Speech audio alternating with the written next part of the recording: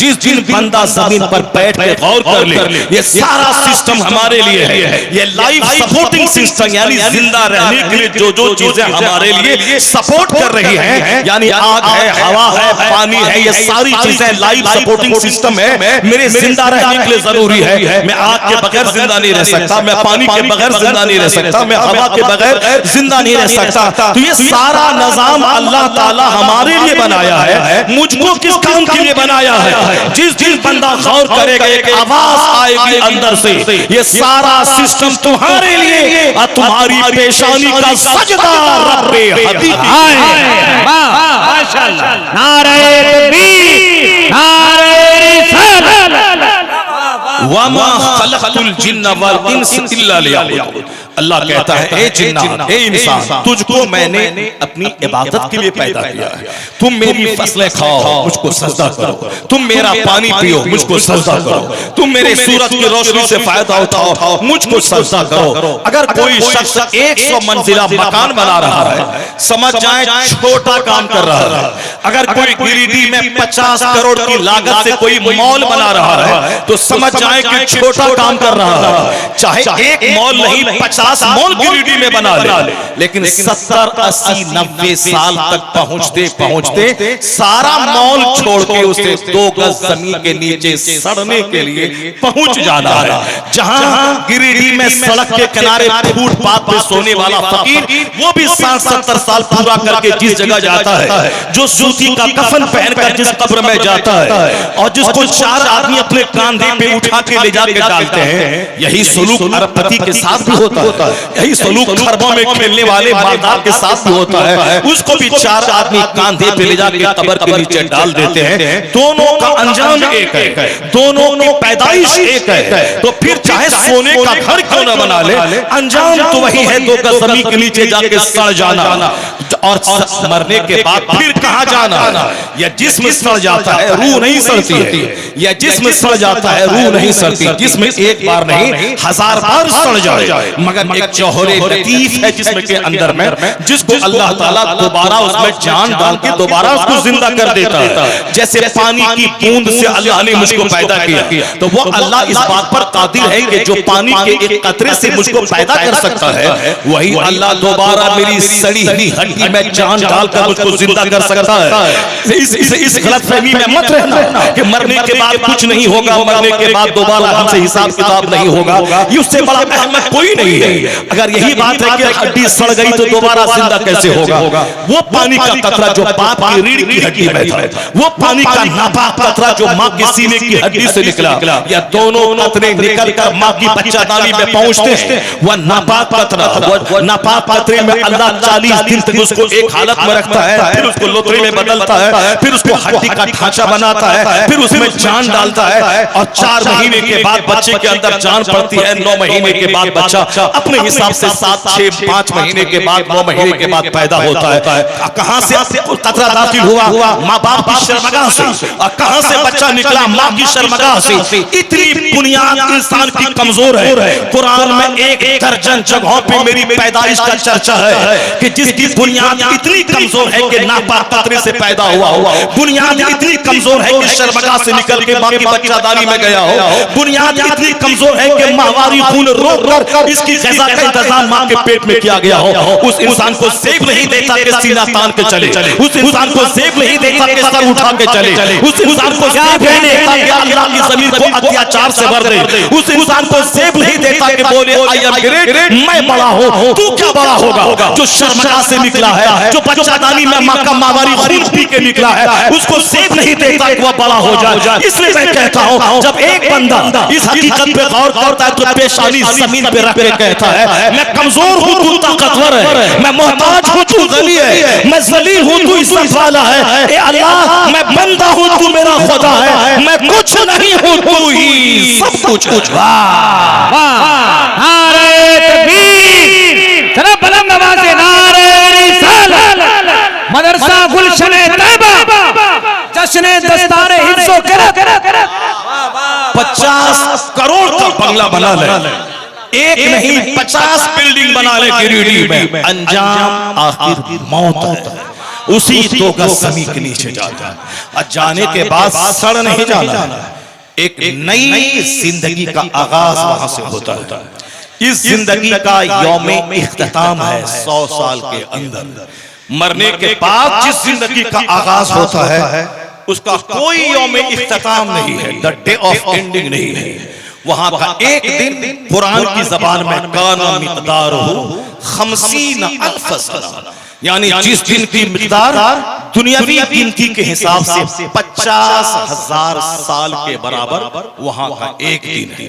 मरने के बाद का दिन, the world of here after, इस दुनिया के बाद जो दुनिया आती है वो दुनिया खत्म नहीं होगी, वहां तो मौत को ही ज़बह कर दिया जाएगा। दुनिया में कैंसर हो जाए तो अंजाम मौत है, दुनिया में दोनों किडनी फेल हो जाए तो अंजाम मौत है, मगर मरने के बाद जो जिंदगी शुरू होती है वहां मौत ही नहीं है, वहां मौत को ज़बह कर दी जाती है। अब बाग है तो बाग है, आग है तो आग है। तो अक्लमंद आदमी पागल बन के दुनिया में हासिल करने के पीछे खरबों साल की आग नहीं मोल लेगा। वह बेवकूफ है जो 2 दिन आराम से रहे और 2 करोड़ साल आग में जलने के लिए तैयार हो जाए। अक्लमंद है वो जो 2 दिन सूखी रोटी खा के मोटा छोटा पहन के किराए के घर में रह के मिट्टी की दीवार में रह के गुजार ले। चलो 2 दिन तकलीफ है, अगर यहाँ तकलीफ झेल लिया और यहाँ मैंने अल्लाह की इबादत की तो खरबों साल की जन्नत अल्लाह ने मेरे लिए। आज जो सारी दुनिया परेशान है, इसीलिए परेशान है कि आखिरत की बात ही दिमाग से निकल, मरने के बाद की जो दुनिया है उसका तसव्वुर ही निकल गया। जबकि कुरान करीम में सूरह फातिहा से लेकर सूरह नास तक हर सूरत में सबसे ज्यादा जिसका चर्चा हुआ है वो आखिरत का चर्चा है, वो जन्नत का चर्चा है। आप पढ़ लें 2-4-5 सूरतों को आप पढ़ लें, सिर्फ आखिरत का चर्चा। आखिरत मतलब इस दुनिया के बाद जो दुनिया आने वाली है उसका चर्चा। लेकिन आज एक पढ़े लिखे घर से लेकर शाही घराने तक 24 घंटे में एक बार भी आखिरत का चर्चा नहीं होता है।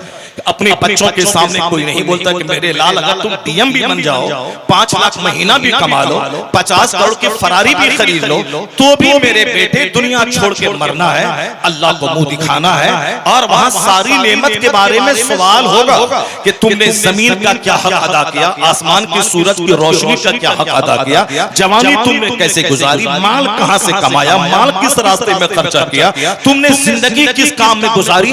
बेटे इसका सवाल होना है, चाहे डीएम बनो के एसपी बनो के खरबपति बनो के चपरासी बनो, मगर वहां जवाब देना होगा ताकि मेरे बेटों के दिल दिमाग में बात रहे कि मैं प्रोफेसर भी बन जाऊं मुझको मर के हिसाब देना है, मैं प्रधानमंत्री भी बन जाऊं तो भी मुझको मर के हिसाब देना है। यहाँ चपरासी भी कहता है मरने के बाद क्या होगा कौन जान रहा है, मास्टर बोलता है मरने के बाद क्या होगा कौन देखा है, यहाँ साहब पीएचडी डिग्री होल्डर बोलता है मरने के बाद क्या होगा कौन देखा है। ये बता दे कि कसूर है किसका। अगर एक नौकरी के चक्कर में मेरा बेटा काफिर हो जाए, अगर एक लड़के के चक्कर में मेरी बेटी काफिरा हो जाए, कसूर किसका है। न मौलाना का कसूर है, न किसी सिस्टम का कसूर है, न मरकज का कसूर है, कसूर उस बाप का है जिस बाप के सामने बच्चा 15 साल तक जिंदा रह के जवानी की तहलीज में कदम रखा।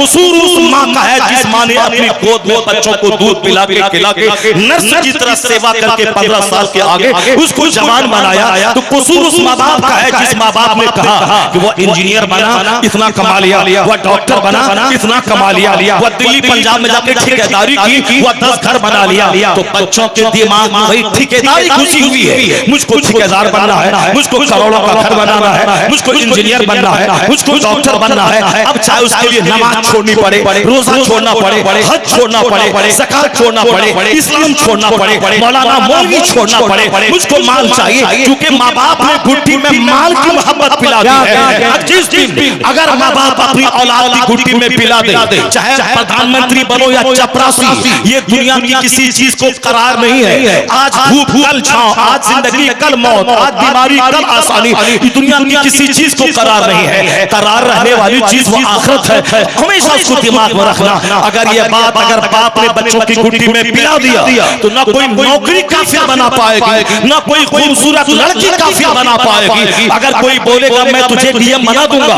पर ईमान छोड़ना पड़ेगा। तो जिस बाप ने गुट्टी में ईमान पिलाया है वो बोलेगा सारी जिंदगी मैं चपरासी बन के रहूंगा, पर ईमान का सौदा नहीं करूंगा। क्योंकि डीएम अगर बन गया तो दुनिया की 4 दिन की चांदनी है, मरने के बाद क्या जवाब दूंगा। ईमान अगर बचा रहा तो दुनिया मिले ना मिले जन्नत तो अल्लाह ने हमारे लिए तैयार करके रखा है। इसलिए कोई लड़की अगर हमारे लड़के को ऑफर करे कि ईमान छोड़ दे मैं तुझको मिल जाऊंगी, मुझे यकीन है कि जिस बच्चे की गुट्टी में इस्लाम पिला दिया गया मेरा बेटा उस लड़की के मुंह पे थूक देगा और कहेगा सारी जिंदगी कुंवारा रह जाऊंगा मगर ईमान का सौदा नहीं दूंगा। बहुत अच्छे, बहुत अच्छे।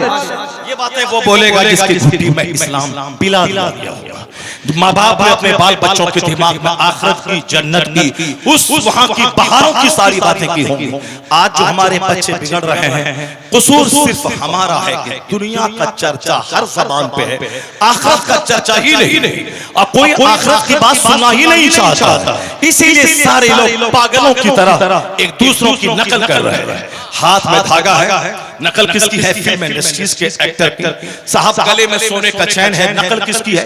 क्या किसी मौलाना के गले में चैन है? क्या किसी मौलाना ने बोला कि जब तुम गरीब थे तो कुछ नहीं थे, अभी दिल्ली पंजाब में जाके ठेकेदार बन के तुम कमाए हो तो सोने का चैन पहनो, माल तेरे पास है तो कौन पहनेगा?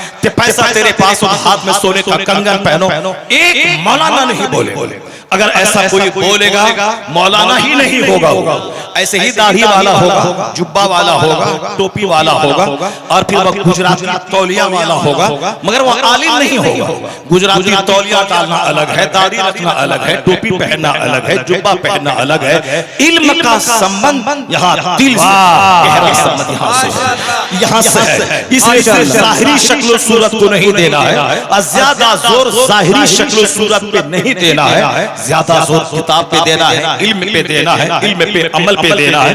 और आज ये जाहिरी शक्ल सूरत वाले हर गली में मिलेंगे, लेकिन अगर उनसे कह दें कि साहब आप बुखारी शरीफ के हदीस पाक सुना दीजिए सनद और मतन के साथ, तो नहीं सुना पाएंगे। इसका मतलब है मेहनतें नहीं की है, सिर्फ जाहिर सजाने में मेहनतें की है। एक मौलाना नहीं बोलेगा कि तेरे पास माल नहीं था तो तुम अंगूठी तक नहीं पहनते थे, अब माल है तो अब तुम क्यों नहीं सोने का चैन पहनोगे? नहीं, जिसके सीने में जर्रा बराबर गैरत इल्म मौजूद है वो यही कहेगा चाहे गरीब रहो चाहे खरबों में खेलो, सोने का चैन पहनना मर्द के लिए हराम है, सोने का कंगन पहनना मर्द के लिए हराम है, सोने की अंगूठी पहनना मर्द के लिए हराम है, रेशम का कपड़ा पहनना मर्द के लिए यहाँ हराम है। यहाँ हराम इसीलिए है कि दुनिया का 100 साल 1 सेकंड है, तो अल्लाह ये चाहता है कि 1 सेकंड तू सब्र कर ले ताकि यहाँ रेशम न पहने, 1 सेकंड तू सब्र कर ले, यहाँ तुझे सोना चांदी नहीं पहनना है अपने गले में, तुम्हें सब्र करके रहना है, मुस्तफा की बात माननी है, तुम्हें ये हराम समझना है। तो 100 साल 1 सेकंड अल्लाह के नजदीक, तो 1 सेकंड सब्र करो ताकि मरने के बाद जब वहां जाओ आखिरत में तो अल्लाह सोने का कंगन पहना के जन्नत में तेरा दाखिला करवा दे।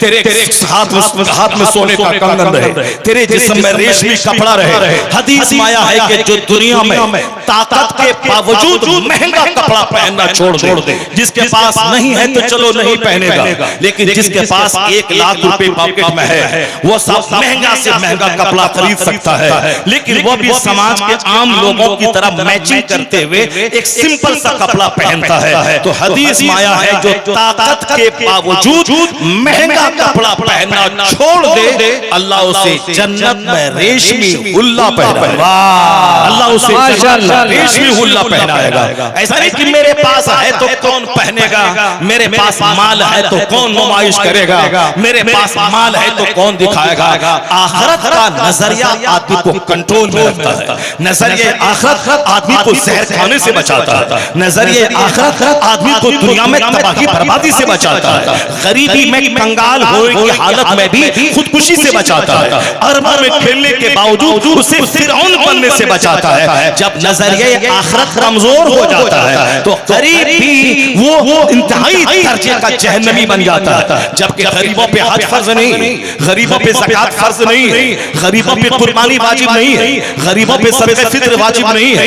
इसका कानून कितना हल्का है कि गरीब कुर्बानी नहीं करेगा। माल वाले से पूछा जाएगा कि तुम सड़ा हुआ जानवर ज़बह कर रहे हो या तुम्हारे पास पैसे हैं 1 लाख का बकरा तुम ज़बह कर रहे हो। ये मालदारों से सवाल होगा कि पुलसरात पे ये तुम्हारी कुर्बानी के जानवर सवारी का काम आएंगे तो मरियल और सड़ा हुआ जानवर तुमने क्यों ज़बह किया? सिर्फ एक खेता पूरा करने के लिए, एक कर्ज अदा करने के लिए, ताकि हमने भी कुर्बानी की है। जबकि हदीस में आया है कि सम्मिनू ज़हायाकुम फ़इन्नहा अला सिराते मतायाकुम, अपनी कुर्बानी को मजबूत मोटा ताजा जानवर ज़बह किया करो, क्योंकि ये जानवर पुलसरात में क़यामत के दिन सवारी के काम आएंगे।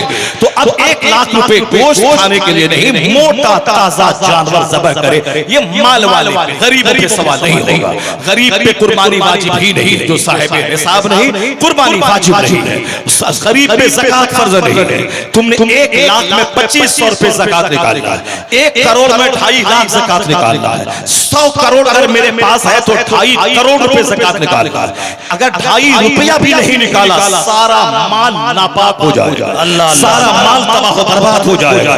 हदीस में आया है कि जो माल बारिश की वजह से बर्बाद होता है या जो माल बारिश न होने की वजह से बर्बाद होता है, ये सारी बर्बादियां ज़कात न देने की वजह से होती है। सारी बर्बादियां, जब लोग ज़कात नहीं निकालते, निकला था 2.5 लाख, निकाला 50,000, सोचा बहुत निकाल दिया, निकल रहा था 5 लाख, निकाल दिया 2 लाख, बोला अरे 2 लाख मैंने निकाल दिया, बहुत निकाल दिया। 1 पैसा भी ज़कात अगर अच्छे माल में मिला रहा, सारे माल को तबाह बर्बाद कर डालेगा। आज लोग शिकायत करते हैं कि बेमौसम बारिश हो रही है, शिकायत करते हैं कि सारी मेरी फसलें डूब गई खेत में। क्या उस पर गौर नहीं करते कि बेमौसम बारिश हो क्यों रही है, फसलें मेरी जल क्यों रही है, फसलें मेरी डूब क्यों रही है? जबकि हुजूर ने 1400 साल पहले कहा था हस्सिनू अम्वालकुम बिज़्ज़कात, यानी ज़कात देकर अपने माल को मजबूत किले में बंद कर लो, तेरा माल बर्बाद नहीं होगा। जिसकी ज़कात निकल गई वह माल सेफ हो गया। और ज़कात ना देने की वजह से बेमौसम बारिश होती है, ज़कात ना देने की वजह से बारिश के मौसम में भी धूप रहती है, जमीन जलती है, ये ज़कात ना देने की वजह से। ये सवाल होगा किससे? माल वाले से, गरीब से नहीं। हज फर्ज किसी पर 25 साल पहले हुआ, वो डिले करता रहा कि इस बार करेंगे, अगले बार करेंगे, अगले बार करेंगे, बेटे की शादी कर लें तो करेंगे, बेटी की शादी दिलवा दें तो करेंगे, पोता को नौकरी लग जाए तो करेंगे, 4 बेटे को 4 बीघा मकान शहर में बना दें तो करेंगे। इसी हालत में मौत आ गई, बंदा बगैर हज के दुनिया से चला गया। हुजूर ने कहा था कि जिस पर हज फर्ज हो जाए, अगर हज करने में ताखीर कर रहा है, मुमकिन है कि या तो यहूदी होके मर जाए या नसरानी होके मर जाए। यानी हज फर्ज होने के बाद जितना डिले होगा, मुमकिन है कि खात्मा खराब हो जाए, यानी वह हालत कुफ्र में उसकी मौत हो जाए। आका ने कहा जिस पर हज फर्ज हो फौरी हज करे, इसलिए कि कोई नहीं जानता कल क्या होगा। कल माल रहेगा, सेहत नहीं रहेगी, सेहत रहेगी, माल नहीं रहेगा। इसलिए जब हज फर्ज हो जाए फौरी हज कर ले।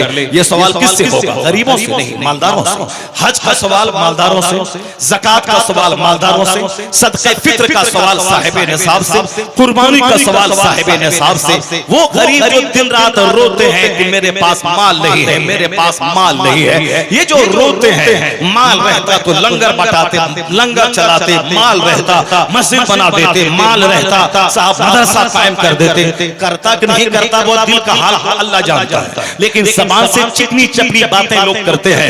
मेरे पास माल ही नहीं है तो क्या करूंगा? माल अल्लाह अगर कभी देता है, बखील और कंजूस बन के दांत से पकड़ पकड़ के रखने लगता है। आज आमदनी है, कल आमदनी घट गई तो मेरा क्या होगा? इसीलिए बचा बचा के रखा जाए। पहले कुछ नहीं था तो अल्लाह पर भरोसा था, अब अल्लाह ने माल दिया है तो अल्लाह का भरोसा खत्म हो गया, माल पे भरोसा हो गया। बुजुर्गों ने कहा है कि तुम खुशहाल रहोगे कब? जो तेरे हाथ में है उससे ज्यादा उस पर भरोसा करो जो खुदा के हाथ में है। अगर ऐसा भरोसा करोगे तो अल्लाह तुम्हें खुशहाल और मालदार बना देगा। अल्लाह तुम्हें कंगाल होने से बचा देगा। माल पे भरोसा नहीं, औलाद पे भरोसा नहीं, अपनी मुलाजमत पे भरोसा नहीं, अपनी जमीन की फसलों पे भरोसा नहीं। वमन यतवक्कल अलल्लाहि फहुवा हस्बुह, जो अल्लाह पे भरोसा करता है अल्लाह उसके लिए काफी हो जाता है। अब जरा गौर से सुनिए, ये मालदार से हज का सवाल हुआ। फर्ज हुआ था 20 साल पहले, 20 साल डिले क्यों किया बताओ? बताना पड़ेगा। 1 इंच बंदा अपनी जगह से क़यामत के दिन हट नहीं पाएगा। लेकिन गरीबों से क्या सवाल? कुछ नहीं। गरीबों से सिर्फ इतना सवाल होगा कि तुमने 5 वक्त की नमाज क्यों नहीं पढ़ी? जबकि नमाज पढ़ने में 8 घंटे का टाइम नहीं लगता है। जिस मजदूरी करके 500 रुपए कमाने में 8 घंटे की ड्यूटी देनी है, ईंट ढोना है 8 घंटे तक, सरकारी नौकरी करनी है तो 5 घंटे तक, तो 5 घंटे पेट के लिए तुमने निकाला, 8 घंटे ईंट ठोके तुमने पेट के लिए 500-700 रुपए तुमने कमाया। तो जिसने सारी कायनात बनाई, जिसने तुम्हारे अल्लाह ने जिसने पेट में मशीन लगा दी, पत्थर भी डालो तो पत्थर भी पिस जाता है। अल्लाह ने किडनी जैसी नेमत दी कि खराब हो तो 50 करोड़ में भी किडनी नहीं मिलेगी। अल्लाह ने ज़बान जैसी नेमत दी, आंख जैसी नेमत दी, कान जैसी नेमत दी कि 10 लाख की मशीन लगा के लोग सुनते हैं और तुम बगैर मशीन के सुनते हो। इसका तुमने क्या हक अदा किया? आया है किताबों में कि जो 5 वक्त, फजर में 10 मिनट, जोहर में 15 मिनट, असर में 10 मिनट, मगरिब में 12 मिनट, इशा में 15 से 20 मिनट, सिर्फ 24 घंटे में 1 घंटा, 24 घंटे में 23 घंटा तेरे लिए, 8 घंटा काम करने के लिए, 8 घंटे सोने के लिए, बाकी और दीगर ज़रूरियात के लिए सिर्फ 1 घंटा जिस रब ने तुझे बनाया उसकी इबादत के लिए निकाल। और जब तू सजदा करेगा तो सर से लेके पांव तक जितना पार्ट्स है, सारे पार्ट्स की नेमत का शुक्राना अदा हो जाएगा। सारी नेमतों का शुक्राना। 8 घंटे रात में गहरी नींद लेने के बाद जब बंदा फजर की नमाज अदा करता है तो ऐसा है जैसे 8 घंटे की गहरी नींद की नेमत का शुक्र अदा कर दिया। फजर से लेके जोहर तक कोई नमाज फर्ज नहीं है। ये वक्त है काम करने का, ये वक्त है खेत खलियान जाने का, ये वक्त है फैक्ट्री में जाने का, ये वक्त है स्कूल और कॉलेज जाने का, ये वक्त है अपनी दुकान में बैठने का ताकि खुद कमाओ और दूसरों को भी खिलाओ, खुद खाओ। जब माल रहेगा तब न ज़कात निकालोगे, जब माल रहेगा तब न फितरा निकालोगे, जब माल रहेगा तब न 1 लाख का बकरा ज़बह करके अपने गरीब और अपने दोस्तों को बांट दोगे, माल रहेगा तब न अपनी माँ की खिदमत करके जन्नत खरीदोगे, माल रहेगा तब न अपने गरीब बूढ़े बाप का इलाज करा के जन्नत खरीदोगे, माल रहेगा तब न तलाकशुदा बहन के बाल बच्चों की परवरिश करके जन्नत खरीदोगे, माल रहेगा तब न अपने गरीब भाई की मदद करोगे, माल नहीं रहेगा तो हाथ फैला के इंतजार करोगे। कौन दिल्ली से आ रहा है पैसा दे ताकि इलाज कराओ, कौन सऊदी अरब से आ रहा है पैसा दे ताकि मैं इलाज कराऊं, कौन इलाके का सेठ है ताकि वो गेहूं धान चावल दे ताकि बेटी की मैं शादी कराऊं। अल्लाह नहीं चाहता कि तू मस्जिद के दरवाजे पे जलील हो जाए, अल्लाह नहीं चाहता कि तू सेठ के दरवाजे पर 1 घंटा बैठकर अपनी इज्जत नफ्स का सौदा करके तब वहां 2 बोरी चावल लेके वहां से आओ। अल्लाह ये नहीं चाहता। अल्लाह ने इशा के बाद से लेके फजर तक कोई नमाज फर्ज नहीं की। तहज्जुद पढ़ो तो सवाब नहीं, पढ़ो तो कोई गुनाह नहीं, लेकिन ये 8 घंटे सोने के लिए है ताकि खूब आराम करो। उसके बाद जब फजर की नमाज पढ़ने के बाद जमीन में फैल जाओ, फजर से लेके जोहर तक मुकम्मल 8 से लेके 10 घंटे तक कोई नमाज फर्ज नहीं है। इशराक पढ़ो सवाब है, नहीं पढ़ो कोई गुनाह नहीं। चाश पढ़ो सवाब है, नहीं पढ़ो कोई गुनाह नहीं, क्योंकि कोई नमाज फर्ज नहीं। जोहर फजर से लेके जोहर तक कोई नमाज फर्ज नहीं है। इसीलिए ये टाइम है खेत खलियान में काम करने का, दुकान में बैठने का, खुद कमाने का, खाने का, दूसरों को खिलाने का। ज़कात फर्ज होता है कि दूसरों को दे, कुर्बानी का जानवर ज़बह करे दूसरों को खिलाए, माँ बाप की खिदमत करे। ये जलील बन के हाथ न फैलाए बल्कि हाथ ऊपर रख के दूसरों को देने वाला बन जाए। आप देने वाला बन जाए। अल यदुल उलिया खैरुम मिनल यदि सुफला। गिवर है, is better than the taker है। टेकर हैंड लेने वाला जिल्लत टपकती है और गिवर एंड देने वाला उससे सखावत टपकती है। तो इस्लाम ये नहीं चाहता कि मुसलमानों में भिखारी ज्यादा हो जाए, बल्कि मेरे खुदा ने कुरान करीम में मुझको जीने का तरीका बताते हुए कहा तुम ये दुआ करो, रब्बना आतीना फिद दुनिया हसना व फिल आखिरत हसना व क़िना अज़ाबन्नार। यानी ए अल्लाह मेरे लिए दुनिया में भलाई अता फरमा, मेरे लिए आखिरत में भलाई जन्नत अता फरमा। तो जिस तरह दुनिया में भलाई बगैर मेहनत के नहीं मिलती है, मेहनत भलाई देने वाला अल्लाह है, माल देने वाला अल्लाह है, मगर मुझको तो जमीन में फैलना होगा, मुझको तो मेहनत करनी होगी, मुझको तो आम का एक पेड़ लगाना होगा, तब अल्लाह 1000 आम का फल मुझको देगा। मुझको तो एक बासमती धान का एक दाना डालना होगा, तब अल्लाह 1000 दाना मुझको देगा। मुझको तो मकई का एक दाना जमीन में डालना होगा, तब अल्लाह ताला मुझको वहां से 1000 दाने वाला मकई का पौधा मुझको देगा। यानी तुम जमीन में फैल जाओ, तुम दाना डालो, बाकी अल्लाह 1000 तुझको देगा। तुम मेहनत करो, अल्लाह मेहनत का तुझे फल देगा, इतना देगा कि तू ले नहीं पाओगे। तुम जमीन पे फैल जाओ, तुम जमीन में एक दाना डाल दो, वह दाना सड़ा कर अल्लाह जबरदस्त फसल निकाल कर कई लाख दाने तुझको अता कर देगा। एक तो तुझको डालना होगा।